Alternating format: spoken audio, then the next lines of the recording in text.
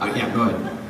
So, for Katie and Andy, of your work on the Pony comic, what was your favorite gag that you're most proud of? And for Heather, what was your favorite bit to color? Who wants to start?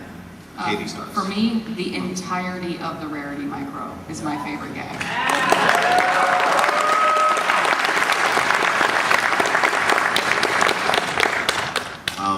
I think for me is when I can actually crack myself up when drawing a face. And it has happened a couple times, and I still think my favorite one, because I laughed to tears, is in issue 4 of the Chrysalis arc, when Twilight is in her quickening and blasts Chrysalis in Chrysalis's face. The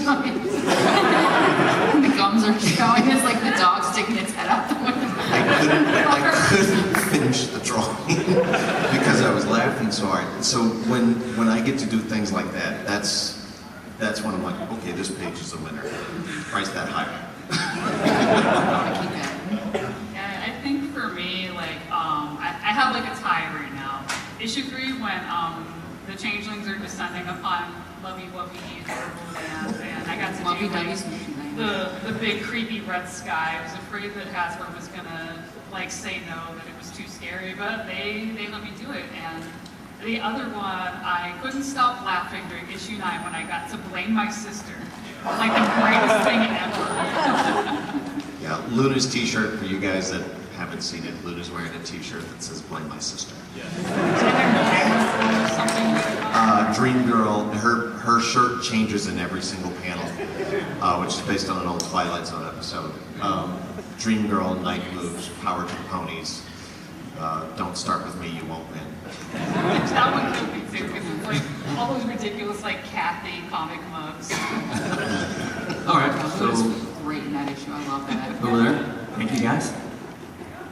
Hey guys, I'm just wondering, I haven't been able to find any of the comics in Canada. Are there plans to distribute them there, or do you know where you can find them at? The comics are slowly going international. We are in Barcelona. We are going to Germany next month.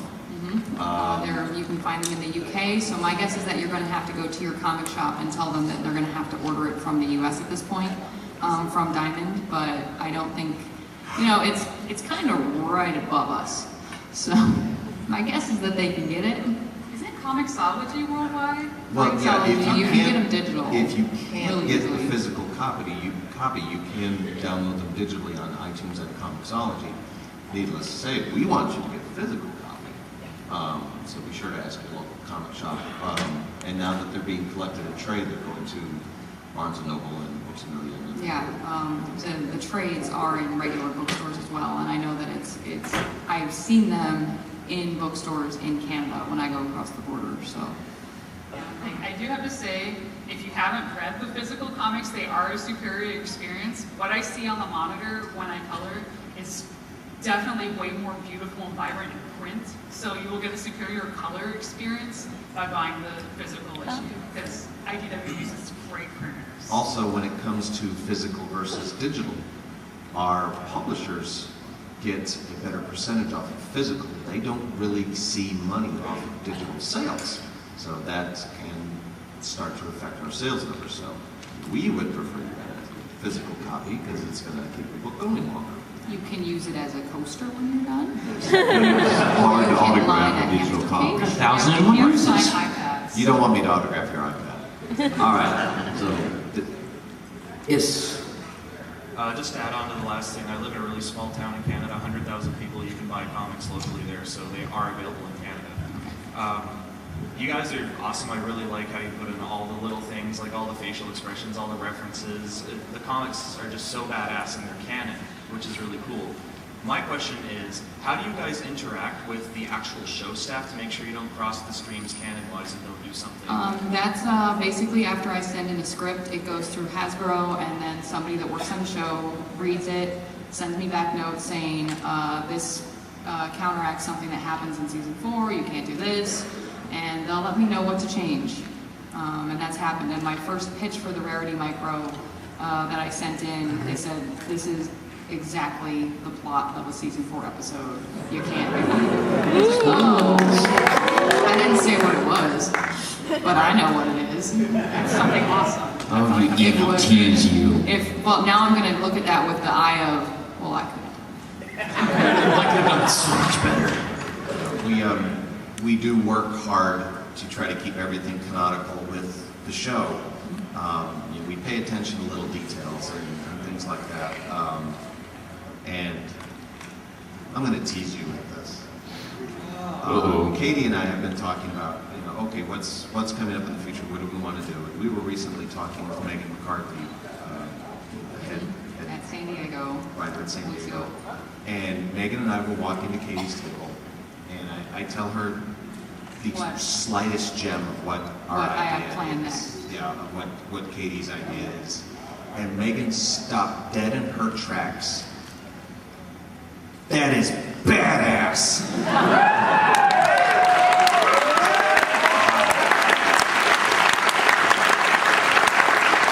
And it is. And it was not going to come out for a long time now, right? It's going to be a little while. So yeah. Thank you very much for that. So, okay. Thank you. Yes, Stu, over there. I thought I understand that my favorite drawing art so far is Wonder Art. It's now chosen and known to like ability that's my favorite art. And how much freedom do you have those people judge and work on the show themselves? Do you think you have more freedom working on a comic than you would if you were working on the show itself? I would think, he's asking if we think we have more freedom in the comic, and I think that we kind of do in the fact that you can tell a broader story in the 22 pages that you have in a single issue of a comic, or all 4 issues of an arc, all 2 issues of an arc, and we get to play a little bit more. And that's fun. I mean, because everyone else has to condense it down into an episode and make sure that they can tell their entire story. And we've got all those panels that we get to play with.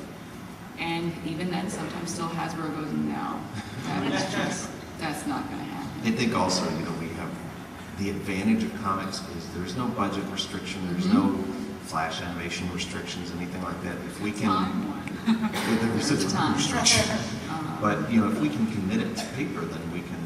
Yeah, and I think that lucky for us, I think Hasbro really trusts the comics team right now, because the script for issue 11 went in, which is the beginning of the Shining Armor Cadence arc, and even our editor kind of went, Katie, what are you doing? And he said, I'm going to send it, but I expect some notes. And I got an email a few weeks later saying, yeah, no changes. What he actually said was, well, I'm shocked. This is the first script with no comments. No comments. And it was something that I said there, I am not going to do. I'm going to get fired. Let's see how far I can push this. Well, it's not even seeing how far I can push it. It's just, it's stupid. Well, because I works write, too. if in case you haven't noticed, I write things that are stupid. Stupid, awesome. I like things that are funny. I like things to be silly and funny and weird. And that's my favorite thing about comics, is I like funny books, and I was trying to make a true funny book. And that's really what the Big Mac arc is it's a funny book. And It was also, after Chrysalis and Nightmarity, which were both pretty heavy, it's like, okay, it's time to just spend a day in Ponyville and see what goes on and and have just fun. go back. And when you write Hasbro and say, I would like to do 2 issues about Big Mac finding a box of nails, they are going to write back an email that says, what? Like in the beginning, I And felt then like they were a little more strict. Well, as I wrote back, and I was like, no, it'll be funny. Yeah. In the beginning, they were a little bit more cautious. Lots of notes. They're like, what are you lots of doing? back and forth. What is this? And then they're like, okay, you guys got this. Yeah, they trust us now, so. Alright, now, before we let the Merc with the mouth over here talk, I gotta remind you there is a language restriction. So, alright, just making sure. First off, I love the comics, and I actually thought the troll reference was something done into the Bugs Bunny with the troll. I will call him George, and I will pet him and squeeze him. Technically, that's from Of Mice and Of Men. Mice and Men, that's and that's where Bugs Bunny got it from.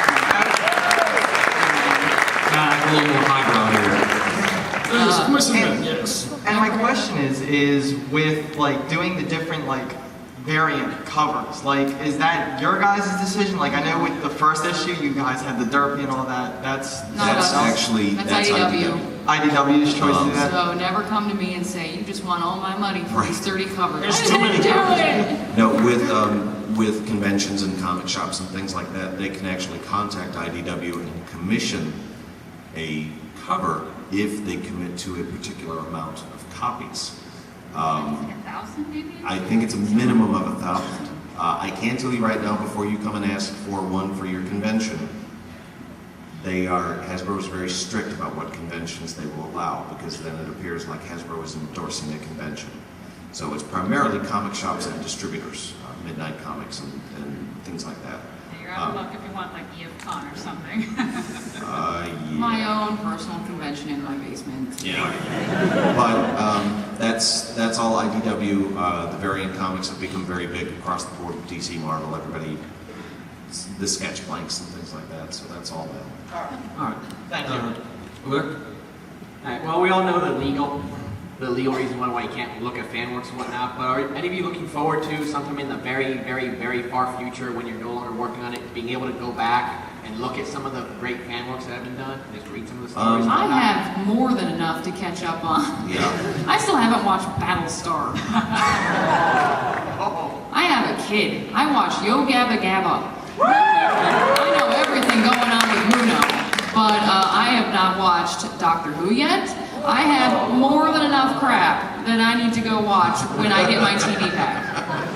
So in 10 years, you email you about my fanfiction. When my kids are in college, then I can go back and watch all the stuff. I have a list started from like 3 years ago of all the stuff I need to catch up on. One day I will figure out what some of the memes on the internet are, because I wrote them down to go see. That's supposed to be funny. What's coming at? What is that? What is this Happy Days show I What is hear?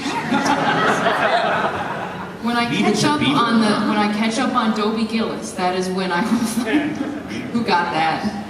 Yeah, thank you. Guy with the gray hair, thank you. Yeah. Then I will go in and like I will catch up on all the million things that I missed out on in the time that I was a mom. I think I'm pretty up to date on that sort of thing. Like I probably have the most free time since I'm not married, I'm single, I'm a lone wolf. So like, I did get to see I mean, in the convention hall, I bought like a Nightmarity plush, and there was this really amazing group on YouTube that did 3 Nightwish themed Nightmarity songs, and those were amazing. But other than that, I'm not too involved in the fandom, so it is really cool when I see like fan art from like the comic. Like I know, didn't you get like flaxseed or wheatgrass? Oh, yeah. I just got a wheatgrass plush off of people. Somebody pointed out to me, look at this wheatgrass plush, and I was like, and I'm astounded with the fan reaction to wheatgrass and flaxseed. We've seen art, we've seen sculptures, we've seen all kinds of stuff, but when I saw that plushie, I was like, that's mine. And I just got it. He's going to deliver it to me at Cincinnati Comic Con, and I'm thrilled. The first piece of 3D fan art I will buy is when somebody makes a Cranky Doodle Ryan. Challenge accepted. DeviantArt, get on it. All right. I'd just like to start off and thanking you guys. You guys are a huge blessing to the Brony community for doing this comic. You and all in Memberson and Newford as well. It's just really rad that you guys do this for us. So I'd just like to start much. And my question is, at Cincinnati Comic Con, right before the first book was about to come out, I think a person asked a question if there were going to be like villains that you two would create, if Hasbro would let you. And I was just wondering, maybe just like a yes or a no? It'll happen. It'll happen? It'll happen. All right. And you guys will get some villains that have not been on the show. You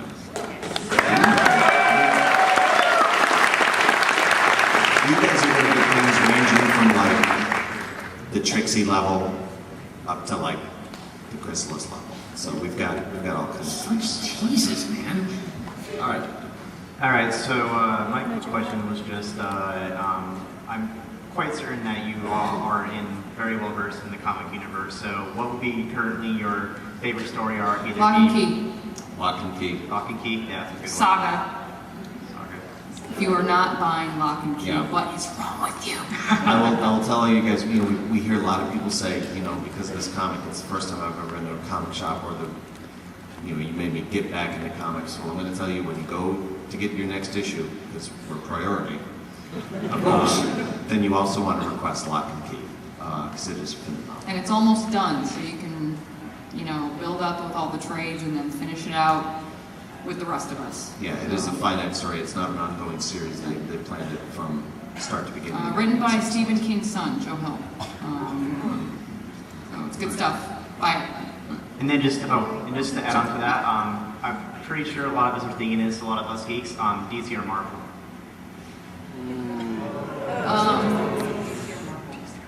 DC.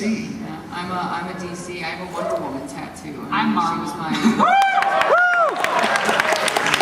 All right, all of you Marvel people can leave. I will say, I'm part of a mixed marriage because my wife is Marvel and I'm DC. There's fighting in our house. That's so beautiful. You can Thank you. She's very much a Rachel Summers fan, Excalibur fan. I'm Gotham City all the way. I grew up with X-Men, so like the show on Fox. Was Archie a choice? I liked Archie. I grew up with Archie. Sonic the Hedgehog comics. Anyone else think that Archie should never have been with Veronica? She was a bitch. And on that note, next question. Hi, I'm Henrik, and I'm a huge gamer of like League of Legends and Borderlands 2, and both of those games have porn reference. So I was just wondering, are you ever gonna make a game reference in the comics? Issue 9 currently has a game reference to Andy the put it in. Bioshock universe. Oh. My wife and I'm not a gamer. I really am not. I've played a couple. I played Arkham Asylum and the Bioshock, and I played the Bioshock because the story is so engrossing and the atmosphere is so incredible. And my wife has decided that when we move into our house, she's just going to submerge it underwater. But yes, there is a Bioshock reference in issue 9. Yeah, for me, I remember that thing I said where I'm a parent. I don't get to play video games anymore. I do have a Wii. That's what it's for. It's for children. Yeah, but I mean, she's gonna look at it and it's like, then I don't get to do it. Get a 3DS. Yeah, I'm gonna be Wii bowling for the rest of my life. But no, it's I used to love all the Lucasfilm adventure games, the LucasArts ones. So there's a Monkey Island reference to my father's father. And one day, again, when I catch up on all the television and the movies that I've missed, I will play a video game that was not made when Tetris was new. I hear Pitfall is all the rage with the kids these days. I heard Temple Run was fun. I think like 2 people know what Pitfall is. Y'all just made me feel old. Okay, thank you. That Pong game is awesome. On a note related to that, a lot of people ask us about how we are able to do the references, Magnum PI and MASH and Fringe, for those that have caught it. It's basically parody laws. It's the reason why Mad Magazine has been around since the late 50s. It's all comes under parody laws. Thank you very much. Hi. On my favorites list, you're right behind like Carl Barks and Floyd Gottfredson. And That's high. they're pretty up high on the list, so you're close second. Thank you. That's incredibly humbling. I just want to pinch Andy's cheeks right now. Give him an apple glow. But my question is, what is the deal with the spy pony in the background? All right. For those of you that have not watched Fringe, shame on you. It is September. It is the observers from Fringe. It's not a spy. It's not the CIA. And if you haven't watched Fringe, there's your incentive to watch it, because once you figure out who the observers are, you're going to start getting a lot of notions. Why is he watching the ponies? What do they got planned? But I put Fringe references constantly, in the book, because it is, to me, the best show that has been on the air in probably the past 5 years. Yes. I'm starting to watch it. So. Yes. All right. Yes. Okay, I think we have time for one more question, maybe two. Firstly, Andy, the observers are great, awesome. So my original question is going to be about Luna's awesome T-shirts at number 9, really well done. So I guess I'll go off of that. Andy, I know you're a big Luna fan, like I see you draw her for people a lot. What do you like Luna about her? is best pony. My fellow Luna picks really like that, so thanks. So what do you like about Luna so much? Tell us. What do I like about Luna so much? Yeah. First off, I think the whole Nightmare Moon storyline really set the tone of the show. A little bit more industrious, a little bit more inventive. I like to call her, she's the bipolar pony. You know, the fact that she has this tragic Boris Karloff backstory of the monster and that she could be accepted back, I think that's wonderful. Also the fact her design is great, her silhouette is great. I'm very much a night owl, so I can relate. You know, this poor girl is stuck on the night shift every night while her Neapolitan-colored sister gets to lounge around in bed all day. So, but I love her design. I love Tabitha St. Germain's voice. So, Thanks. I'm sure we're all hoping for a Luna micro series eventually. Us too. Definitely. It's like Luna kind of became one of my favorites after I saw Lunar Eclipse. It's like, as a colorist, I could kind of relate to her and the whole feeling like people don't really pay attention to you as much. So I was like, Luna, we're kindred spirits. I love you. All right, so we got time. We got one more. Yeah, we have one more. There we go. Yes, I was only able to read the first comic book